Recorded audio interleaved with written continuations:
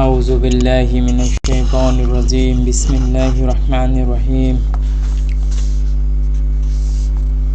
সকল প্রশংসা আল্লাহ তাআলার জন্য, যিনি সৃষ্টি করেছেন জিন ও ইনসান। যিনি সৃষ্টি করেছেন তাদের জন্য হালাল ও হারাম রিজিক, এবং দুরুদ ও সালাম প্রিয় নবী হযরত মুহাম্মদ সাল্লাল্লাহু আলাইহি সাল্লামের উপর, যিনি মানবতার দূত, যার মাধ্যমে আমরা পবিত্র কোরআন এবং হাদিস হাতে পেয়েছি। যে হিদায়াতের বাণী পেয়ে আমরা অনেকেই বিভ্রান্ত পথ থেকে হিদায়াতের পথে এসেছি। সেই প্রিয় নবী হযরত মুহাম্মদ সাল্লাল্লাহু আলাইহি সাল্লামের জন্য অগণিত সালাম ও দুরূদ পেশ করছি। আজকের আলোচনার বিষয় হলো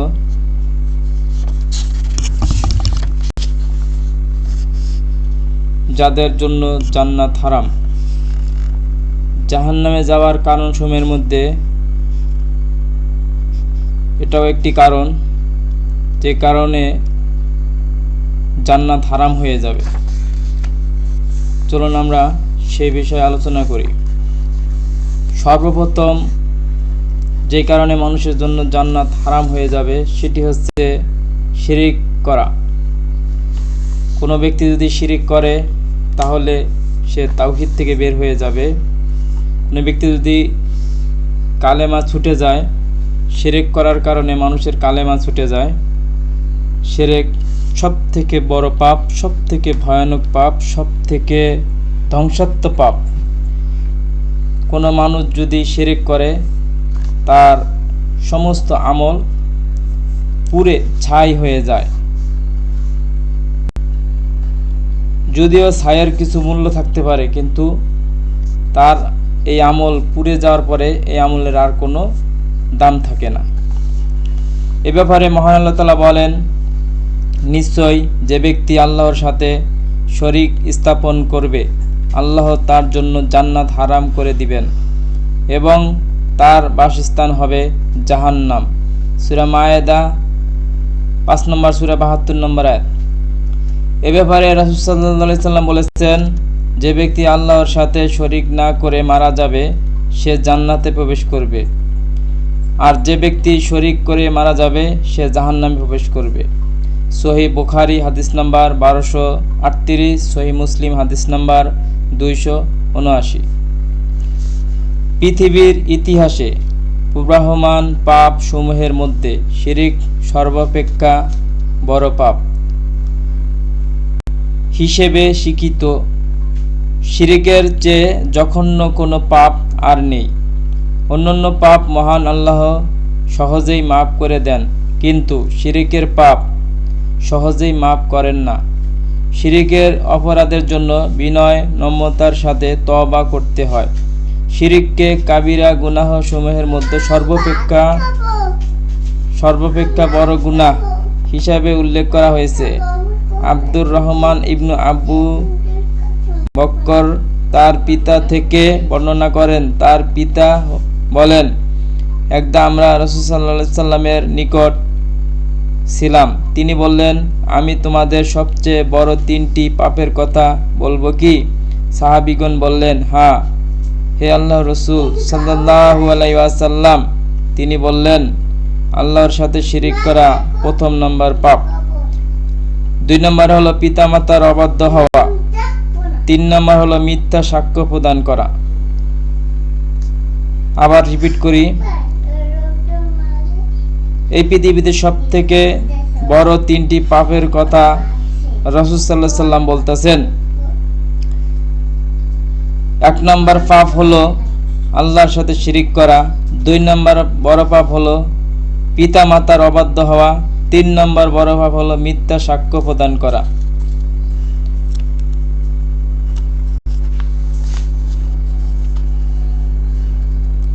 সহিহ বুখারী হাদিস নাম্বার 2654, 1 খণ্ড 362 পৃষ্ঠা। সহিহ মুসলিম হাদিস নাম্বার 269, 1 খণ্ড 64 পৃষ্ঠা। শিরিক এক অমার্জনীয় অপরাধ। আনাস রাদিয়াল্লাহু আনহু বলেন, আমি রাসূল সাল্লাল্লাহু আলাইহি সাল্লামকে বলতে শুনেছি, আল্লাহ তাআলা বলেন, হে আদম সন্তান, তুমি যদি আমার নিকট জমিন ভর্তি পাপ নিয়ে আসো আর শিরিক মুক্ত অবস্থায় আমার সাথে সাক্ষাৎ করো, তাহলে আমি ও জমিন ভর্তি পাপ ক্ষমা করে দিব। সুবহানাল্লাহ। সহিহ তিরমিজি হাদিস নাম্বার 3540, মুসনাদ আহমদ হাদিস নাম্বার 21353, দারেমি হাদিস নাম্বার 2788 এবং আরও অন্যান্য গ্রন্থসমূহে রয়েছে।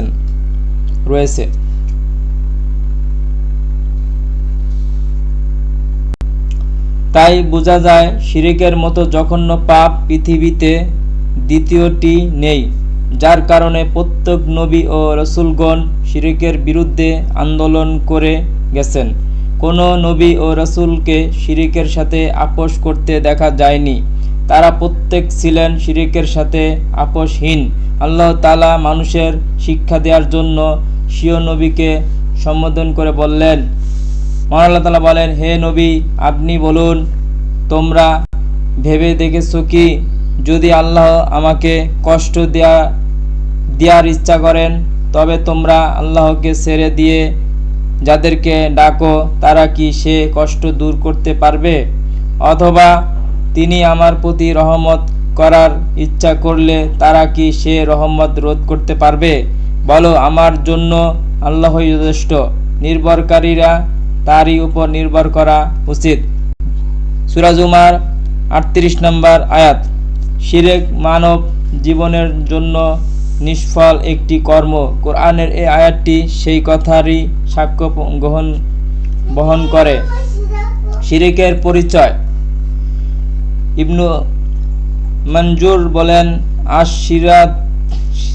আশ-শিরকাতু ও আশ-শারকাতু সমর্থবোধ দুটি শব্দ, যার অর্থ হলো দুই শরীকের সংমিশ্রণ। তিনি আরো বলেন, ইশতারাকানা, আমরা শরীক হলাম শব্দের অর্থ হলো তাশারাকানা, আমরা পরস্পর শরীক হলাম। দুইজন শরীক হলো আর পরস্পর শরীক হলো, বা একে অপরের সাথে শরীক হলো, কিংবা শরীক হওয়া, এ সকল শব্দের অর্থ হলো আল মুশারিক বা অংশীদার। ইবনে মনজুর লিসানুল আরব শব্দমূলক 1805 নম্বর হিজরি 10 ভাই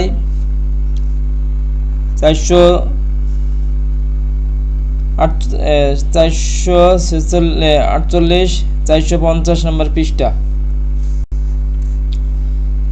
আল মুনজিদ নামক অভিধানে বলা হয়েছে, তার কাছে সে অপর কাউকে শরীক করে নিয়েছে, অর্থ আল্লাহর সাথে অংশীদার সাব্যস্ত করেছে, আর যে তা করল সে মুশরিক হয়ে গেল। দলিল অধ্যাপক আল মুনজিদ বেরুত দারুল মাশারিক 21ম সরণ 1972 খ্রিস্টান পৃষ্ঠা 384। যেমন আল্লাহ তাআলা বলেন, তবে কি আকাশমণ্ডলীতে তাদের অংশীদারিত্ব রয়েছে? সূরা আহকাব 46 নম্বর সূরা 4 নম্বর আয়াত। পরিভাষায় ডক্টর ইব্রাহিম বরিকান শিরকের পারিভাষিক অর্থ বর্ণনা বলেন, গায়রুল্লাহকে আল্লাহর বৈশিষ্ট্যর সমকক্ষ বলতে এখানে মুক্ত শরিকানা বোঝানো হয়ে থাকে। শরিকানায় আল্লাহর অংশ গায়রুল্লাহ এর অংশের সমান হতে পারে, অথবা আল্লাহ অংশ গায়রুল্লাহ এর অংশের চেয়ে অধিক হতে পারে। আল্লাহ পাশাপাশি গায়রুল্লাহকে উপাস্য ও মান্যবর হিসাবে গ্রহণ করা।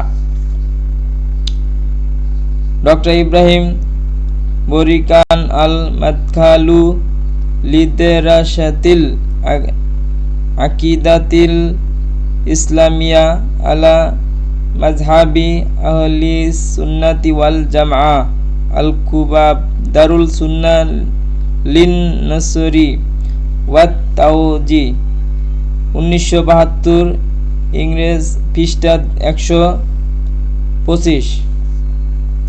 আল্লাহর সাথে শিরিক করার অর্থ হলো বান্দা কোনো ব্যক্তিকে আল্লাহর সমকক্ষ মনে করে, তার নিকট প্রার্থনা করে, কোনো কিছু আশা করে, তাকে ভয় করে, তার উপর ভরসা করে, তার নিকট সুপারিশ চাওয়া, তার নিকট বিপদ থেকে উদ্ধারের জন্য ফরিয়াদ করা, কিংবা তার নিকট এমন বিষয়ে সাহায্য প্রার্থনা করা যার সমাধান আল্লাহ ছাড়া অন্য কেউ দিতে পারে না, অথবা তার নিকট মীমাংসা চাওয়া, কিংবা আল্লাহর অবাধ্যতা করে তার আনুগত্য করা, অথবা তার কাছ থেকে শরিয়াতের বিধান গ্রহণ করা, কিংবা তার জন্য বা তার নামে জবাহ করা, অথবা তার নামে মানত করা, অথবা তাকে এতটুকু ভালোবাসা যতটুকু আল্লাহকে ভালোবাসা উচিত।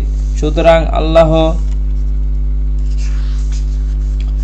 আল্লাহ তাআলা যে সকল কথা, কাজ ও বিশ্বাসকে ওয়াজিব বা মুস্তাহাব রূপে নির্ধারণ করেছেন সেগুলোর সব কিংবা কোনো একটি গায়রুল্লাহর তথা আল্লাহ ছাড়া অন্য কারো উদ্দেশ্যে করা হলো শিরিক। শিরিকের প্রকারভেদ। প্রকৃতপক্ষে শিরিক হলো 3 ভাগে বিভক্ত। ক. শিরিকে আকবার বড় শিরিক। খ. শিরিকে আসগর বা ছোট শিরিক। গ. শিরিকে খাফি বা গোপন শিরিক। শিরিকে আকবার বা বড় শিরিক। বড় শিরিক হলো বিশ্বাস জাতীয় বিষয়াদি ও উপাসনার ক্ষেত্রে আল্লাহ তাআলার সাথে কাউকে শরীক বা সমান করাই মূলত শিরিকে আকবার। শিরিকে আকবার হচ্ছে আল্লাহর সাথে কাউকে শরীক করা, যেমন অন্যকে আহ্বান করা, অন্যর নিকট কিছু কামনা করা, অন্যকে ভয় করা, অন্যকে আল্লাহর ন্যায় ভালোবাসা, অন্যর জন্য পশু উৎসর্গ বা মানত করা। এর সংখ্যায় বলা হয়েছে আল্লাহর উপাসনা সমূহের কোনো উপাসনা গায়রুল্লাহর উদ্দেশ্যে করাকেই শিরিকের আকবার বলা হয়।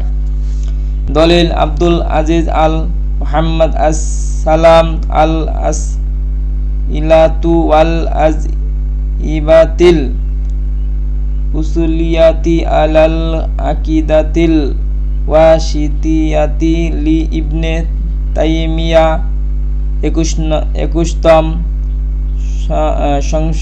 সংস্করণ 1983 খ্রিস্টাব্দ পৃষ্ঠা 58। শিরিকে আকবার সম্পর্কে আলোচনা করতে গিয়ে আল্লামা শাহ ইসমাইল শহীদ এটিকে 4 প্রকারে বিভক্ত করেছেন, যেমন জ্ঞানগত শিরিক। 1 নম্বর হলো জ্ঞানগত শিরিক, 2 নম্বর হলো পরিচালনাগত শিরিক, 3 নম্বর হলো উপাসনাগত শিরিক, 4 নম্বর হলো অভ্যাসগত শিরিক। দলিল শাহ ইসমাইল শহীদ তাকবিয়াতুল ইমান দেওবন্দ মাকতাবা থানবী 1984।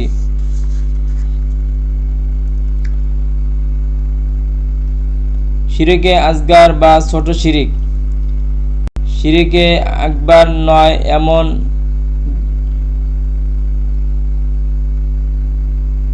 এমন যে সব কর্মে শরিয়াতে সুস্পষ্ট প্রমাণ দ্বারা শিরিক বলে নামকরণ করা হয়েছে সেগুলো হচ্ছে শিরিকে আসগর। যেমন কেউ বলল আল্লাহ আর আপনি যা চান আল্লাহ আর আপনি যদি উপস্থিত না থাকতেন তাহলে আমার মহা বিপদ হয়ে যেত, নাউজুবিল্লাহ। অনুরূপভাবে আল্লাহ ব্যতীত অপর কারো নামে শপথ করা ইত্যাদি।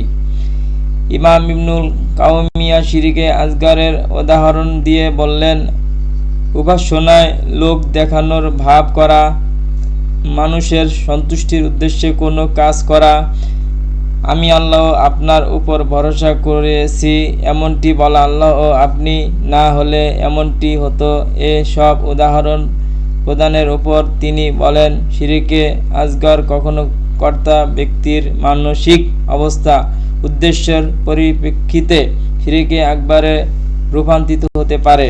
দলিল আশ-শাইখ সুলাইমান ইবনু আবদুল্লাহ ইবনু মুনি তাইসিরুল আজিজুল হামিদ ফি শহরে কিতাবিত তাওহিদ বরুদ আল মাকতাবুল ইসলামী এক সারাংশ।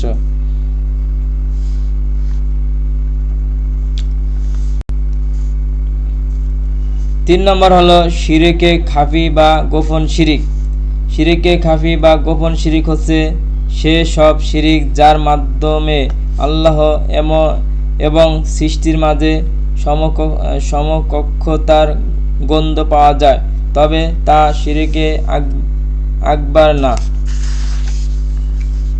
শিরকে আসগার তা নিশ্চিতভাবে চিহ্নিত করা যায় না, এজন্য যে ব্যক্তি মুখে কথা ও তার অন্তরে কি ইচ্ছা রয়েছে তা জানার কোনো উপায় নেই। রাসূল সাল্লাল্লাহু আলাইহি সাল্লাম এ ধরনের শিরকের প্রতি ইঙ্গিত করে বলেছেন, এটা পিপীলিকার ধীর পদক্ষেপের চেয়েও গোপন। দলিল মুসনাদে আহমদ হাদিস নাম্বার 2133। কর্তা ব্যক্তির মনে অবস্থার পরিপ্রেক্ষিতে এ প্রকার শিরকের সাথে উপরের দুইটি শিরকের সম্পর্ক থাকার কারণে কোনো মনীষী এটাকে শিরকে আসগার মধ্যে গণ্য করেছেন। আর এ চিন্তার আলোকেই শেখ আব্দুল আজিজ আল মুহাম্মদ সালমান শিরকে মোট 3 ভাগে বিভক্ত না করে 2 ভাগে বিভক্ত করে শিরকে খাফিকে শিরকে আসগারের মধ্যেই গণ্য করেছেন। দলিল আল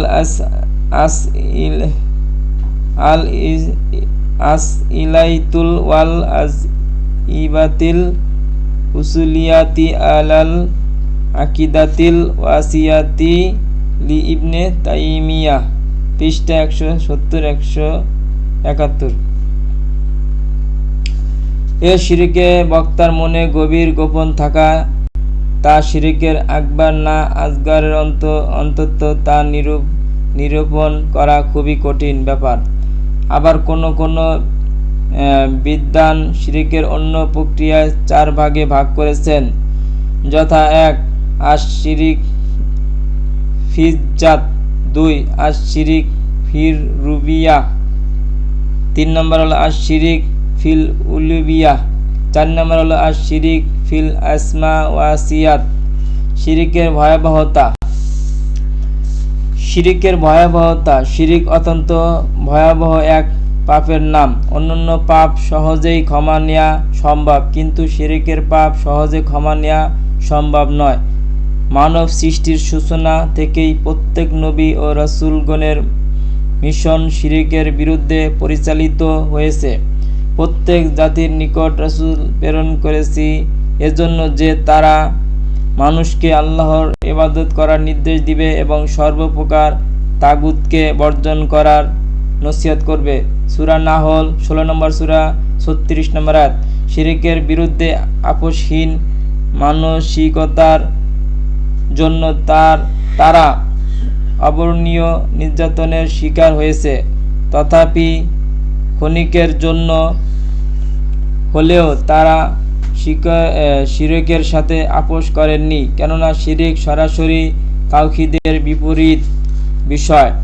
শিরকের ভয়াবহতা বর্ণিত কোরআন ও হাদিসে বিশ্লেষণের কিছু নমুনা নিচে তুলে ধরা হলো। রাসূল সাল্লাল্লাহু আলাইহি সাল্লাম বলেছেন, তোমরা 7টি ধ্বংসকারী কর্ম হতে বেঁচে থাকো। সকলে বলল, হে আল্লাহর রাসূল সাল্লাল্লাহু আলাইহি সাল্লাম, তা কি? তা কি কি? তিনি 1 নম্বরে বললেন, তা হলো আল্লাহর সাথে শিরিক করা। শিরিক মানুষের ইহকাল ও পরকাল উভয় ধ্বংস করে দেয়। দুনিয়া আল্লাহর দয়া থেকে বঞ্চিত হয় আর পরকালে জান্নাত থেকে বঞ্চিত হবে।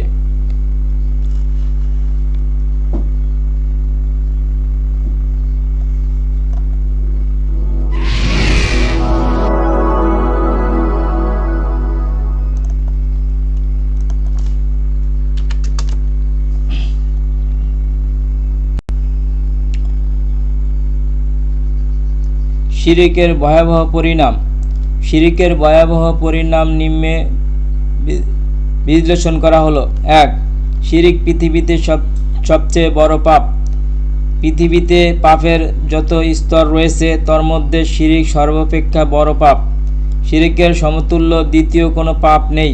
সে কারণে প্রত্যেক নবী ও রাসূলগণ শিরিকমুক্ত জীবনযাপনের দাওয়াত দিয়েছেন। শিরিকই সবচেয়ে বড় পাপ। এই ঘোষণা আল্লাহ বাণী ও রাসূল সাল্লাল্লাহু আলাইহি সাল্লামের হাদিসে স্পষ্টভাবে বোঝা যায়। যেমন আল্লাহ তাআলা পবিত্র কোরআন মাজিদে বলেন, আর যখন লুকমান তার ছেলেকে নসিহত করে বলেছিলেন, হে বৎস, আল্লাহর সাথে কোনো কিছুর শরিক করবে না, নিশ্চয়ই শিরিক সবথেকে বড় জুলুম। সূরা লোকমান 31 নম্বর সূরা 13 নম্বর আয়াত। আল্লাহ তাআলা অন্য আয়াতে বলেন, যে ব্যক্তি আল্লাহর সাথে শরিক করলো সে এক মহা অপবাদ আরোপ করলো। সূরা নিসা 4 নম্বর সূরা 48 নম্বর আয়াত। আয়াতদ্বয়ে শিরকের সবথেকে বড় পাপ হিসাবে আখ্যায়িত করা হয়েছে। এই দুটি আয়াতে শিরকের সবথেকে বড় পাপ হিসাবে আখ্যায়িত করা হয়েছে। এ মর্মে হাদিসে এসেছে,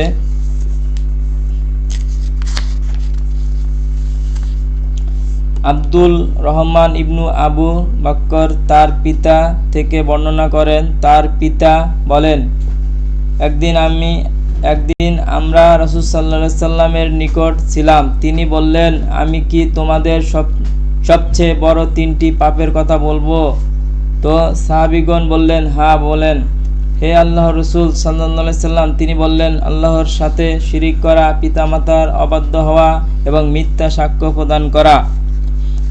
দলিল সহিহ বুখারী হাদিস নাম্বার 2654, সহিহ মুসলিম হাদিস নাম্বার 269।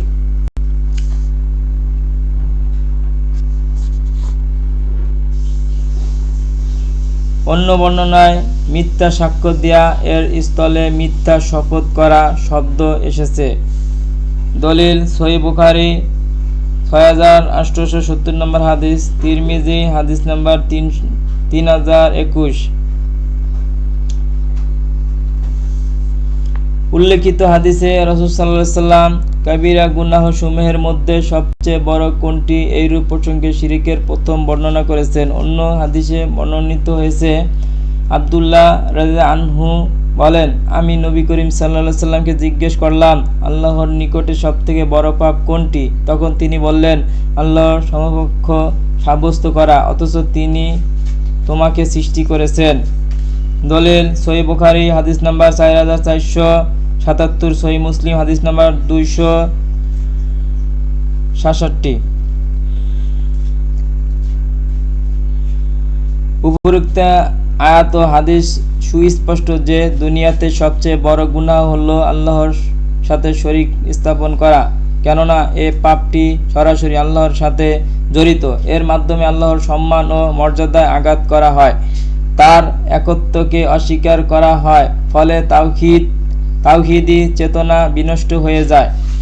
2 নম্বর হলো শিরিক ক্ষমার অযোগ্য অপরাধ। শিরিক ক্ষমার অযোগ্য অপরাধ।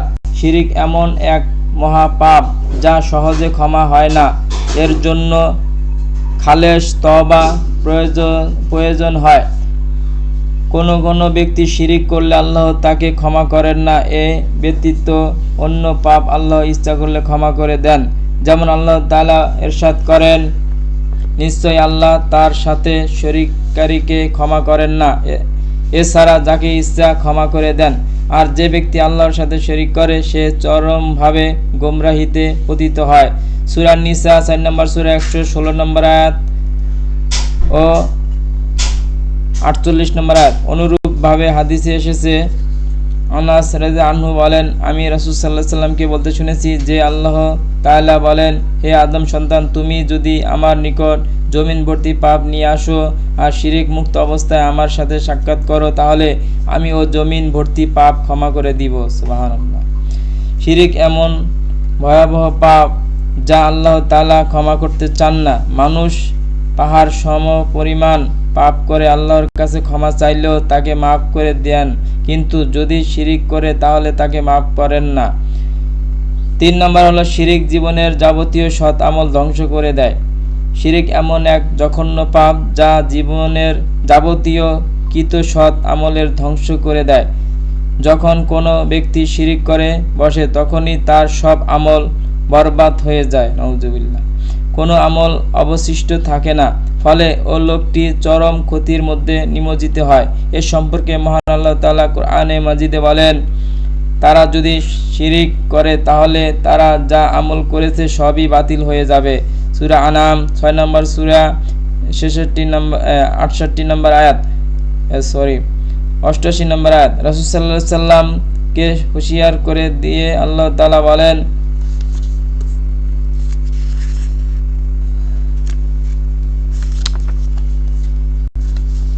আপনার প্রতি এবং আপনার পূর্ববর্তীর প্রতি আদেশ করা হয়েছে, যদি আপনি আল্লাহর সাথে শরীক করেন তবে আপনার আমল কাজকর্ম নিষ্ফল হয়ে যাবে আর আপনি অবশ্যই ক্ষতিগ্রস্তদের মধ্যে অন্তর্ভুক্ত হয়ে যাবেন। সূরা জুমার 39 নম্বর সূরা 65 নম্বর আয়াত। আল্লাহর পক্ষ থেকে রাসূল সাল্লাল্লাহু আলাইহি সাল্লামের জন্য যদি এইরূপ কঠিন হুঁশিয়ারি উচ্চারিত হয় তাহলে সাধারণ মানুষের অবস্থা কি হবে? সাধারণ মুসলমান মানুষ সারা জীবন নেক আমল করলো, কিন্তু জীবনের পরন্ত বিকেলে সজ্ঞানে কোনো শিরিক করে ফেললো, তাহলে ও ব্যক্তি যুগের পর যুগ ধরে যে সৎ আমলগুলি করেছিল তার সব বাতিল বলে গণ্য হবে। নাউজুবিল্লাহ। এর ব্যাখ্যায় মুফাসসিরগণ বলেন, দুনিয়া ও আখিরাত উভয় স্থানে সে ক্ষতিগ্রস্ত হবে। অর্থ, শিরিকের মাধ্যমে তার আমল দুনিয়াতে যেমন নষ্ট হবে, অন্যরূপ পরকালেও তাকে কঠিন শাস্তির মুখোমুখি হতে হবে। দলিল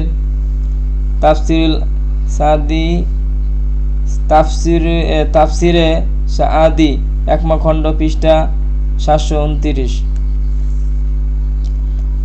4 নম্বর হলো শিরিককারীর রাসূল সাল্লাল্লাহু আলাইহি সাল্লামের শাফায়াত হতে বঞ্চিত। কিয়ামতের কঠিন দিনে কেউ কারো জন্য সুপারিশ করার সাহস পাবে না। সকলে নিজের মুক্তির জন্য ব্যস্ত হয়ে পড়বে। এইরূপ নাজুক পরিস্থিতিতে আল্লাহ তাআলা রাসূল সাল্লাল্লাহু আলাইহি সাল্লামকে তার উম্মতকে সুপারিশ করে জান্নাতে নিয়ে যাওয়ার অনুমতি দিবেন, কিন্তু তিনি শিরিককারীর জন্য শাফাআত করবেন না।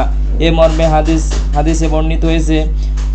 আফ ইবনে মালিক আল আশজাই রাদিয়াল্লাহু আনহু হতে বর্ণিত, তিনি বলেন, রাসূল সাল্লাল্লাহু আলাইহি সাল্লাম বলেছেন, আল্লাহ তাআলা পক্ষ হতে একজন আগন্তুক আমার সামনে আসলেন এবং দুটি প্রস্তাবের যে কোনো একটি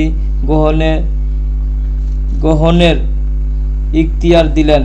1 নম্বর হলো, আমার উম্মতের অর্ধেক সংখ্যক ব্যক্তি জান্নাতে প্রবেশ করবেন, অথবা 2 নম্বর হলো, আমার সুপারিশের সুযোগ থাকবে, অতঃপর আমি সুপারিশ করাকেই বেছে নিলাম। সুবহানাল্লাহ। আর তা হবে সেই সব ব্যক্তির জন্য যে সকল ব্যক্তি আল্লাহ তাআলার সাথে কোনো কিছুকে শরীক না করেই মারা গেছে। দলিল তিরমিজি হাদিস নাম্বার 2481, ইবনে মাজাহ হাদিস নাম্বার 4317। রাসূল সাল্লাল্লাহু আলাইহি সাল্লামের উক্ত বাণী স্পষ্ট প্রমাণ করে যে শিরিককারী ব্যক্তি তার শাফাআত থেকে বঞ্চিত হবে। কিয়ামতের দিন শেষ নবীর উম্মত হওয়া সত্ত্বেও তার সুপারিশ না পাওয়া চেয়ে হতভাগ্য আর কেউ নেই। মূলত তার শাফাআত কাবিরা গুনাহগারের জন্য প্রয়োজন। রাসূল সাল্লাল্লাহু আলাইহি সাল্লাম বলেছেন, আমার উম্মতের মধ্যে কবিরা গুনাহগারীদের জন্য আমার শাফাত। দলিল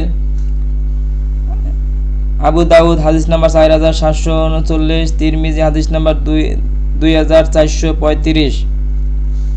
কাবিরা গুনাহগার ব্যক্তিরা রাসূল সাল্লাল্লাহু আলাইহি সাল্লামের শাফাআত পেয়ে শেষ দিবসে ধন্য হবে, অথচ শিরিককারী এমনই অভাগা যে তাদের ভাগ্য শাফাআত জুটবে না।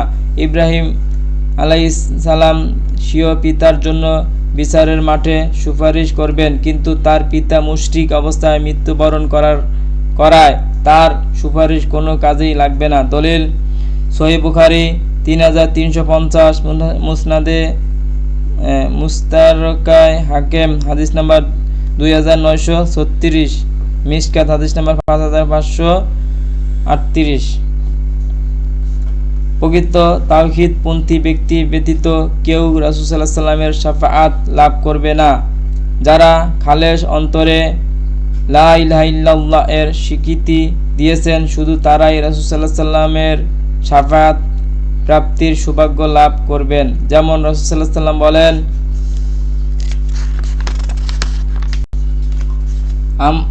আমার শাফাআত লাভে সে লোকই ধন্য হবে যে নিজ থেকে একনিষ্ঠভাবে লা ইলাহা ইল্লাল্লাহু এর স্বীকৃতি দান করেছে। এ কালেমা স্বীকার একনিষ্ঠভাবে তারাই দিয়ে থাকে যারা শিরিক না করে মৃত্যুবরণ করবে। দলিল সহিহ বুখারী হাদিস নাম্বার 99, মুসনাদে আহমদ হাদিস নাম্বার 8845। শিরিককারীকে আল্লাহ প্রত্যাখ্যান করেন। কোনো ব্যক্তি শিরিক করলে আল্লাহ তাকে প্রত্যাখ্যান করেন, সাথে সাথে ব্যক্তির শিরিককেও ত্যাগ করেন। যেমন হাদিসে পাওয়া যায়, আবু হুরায়রা রাদিয়াল্লাহু আনহু বলেন, রাসূল সাল্লাল্লাহু আলাইহি সাল্লাম বলেছেন, আল্লাহ তাআলা বলেন, আমি অংশীদারদের অংশীদারিত্ব হতে সুস্পষ্ট মুক্ত। যে ব্যক্তি কোনো কাজ করে আর ও কাজে আমার সাথে অন্য কাউকে শরীক করে, তাহলে আমি ও অংশীদারকে ও অংশীদারিকে প্রত্যাখ্যান করি। দলিল সহিহ মুসলিম হাদিস নাম্বার 7666, আল জামিআ সাগীর হাদিস নাম্বার 7762। অন্য বর্ণনায় রয়েছে, আমি তার শরীক থেকে সম্পূর্ণ মুক্ত, সে কাজ তার জন্য যাকে সে শরীক করে।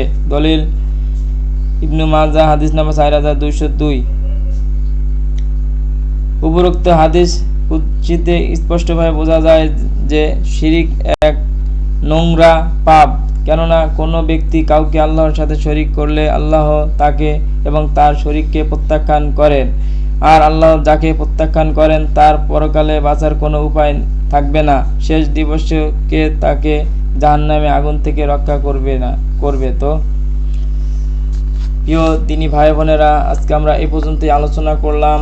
পরবর্তী আলোচনা আগামীকাল নিয়ে আসবো ইনশাআল্লাহ। সবাই আমার জন্য দোয়া করবেন। আমার মনে বড় ইচ্ছা, আমি ফ্রিতে পবিত্র কোরআন এবং হাদিস প্রচার করব। আপনারা আমার জন্য দোয়া করবেন। সবাই ভালো থাকবেন। আল্লাহ হাফেজ।